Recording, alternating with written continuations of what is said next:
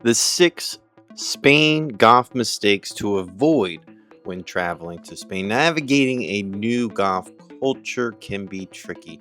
So, avoiding these 6 common pitfalls can ensure your time on the Spanish fairways. You're insured and focus on your game, not just the logistics and misunderstandings that could happen.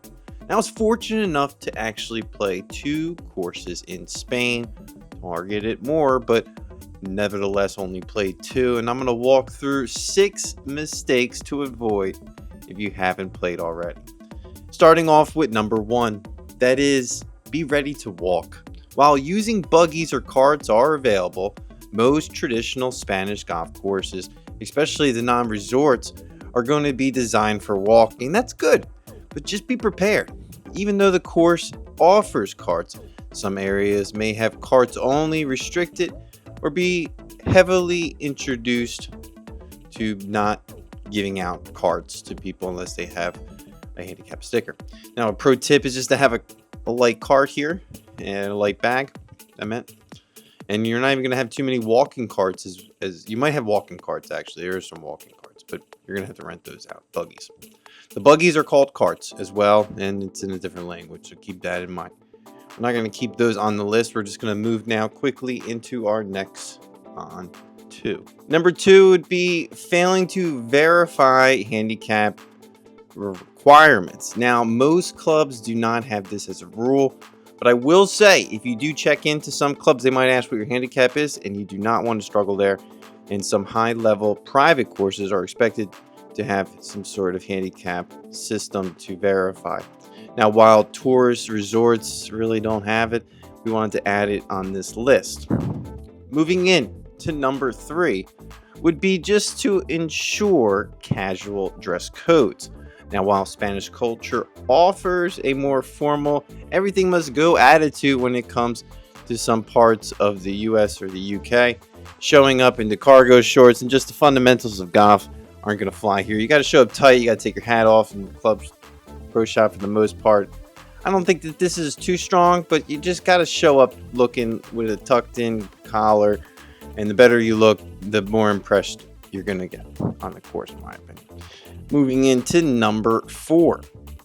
Spanish courses are more of a social environment and a balance of competition.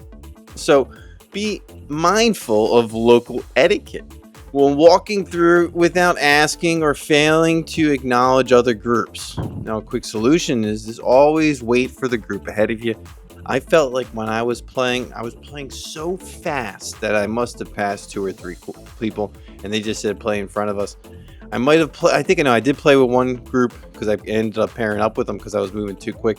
And I'll actually step back and say they did not let me pass. They made me play with them, and I had the best time of my life. I was assuming he would let me pass, but he, said you want to play with me, and I said, yeah, sure, let's go ahead and play. So it was a great experience, but just be mindful of the local culture.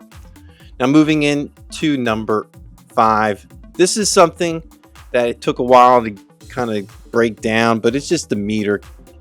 Keep in mind they're using meters out there, not yards. It's a fundamental mistake. It doesn't seem to happen. So when bringing your yard range finder, which I don't recommend bringing unless you are finding yourself spending a lot of money on these courses, but my best recommendation is just to rent clubs and enjoy yourself out there.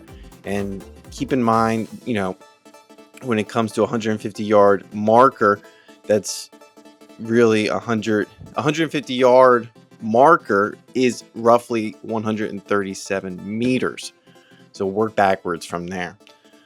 And finally, number 6 would be making sure you check with the local competitions and maintenance days that could possibly close your golfing experience.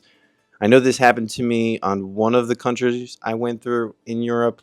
Did not happen in Spain, but you have to be mindful. They are closed 1 or 2 days out of the week for maintenance, and then local competition will shut down a course. Now, the one thing you could do to take a look at that is their social media accounts, and before booking, call them up. There's going to be someone there to help you out, and it's going to get you one step closer to wanting to play the course. That's it for this video. Keep a lookout for more videos to come here with the Professor, an independent golf channel focused on fun, affordable travel and golf in your area.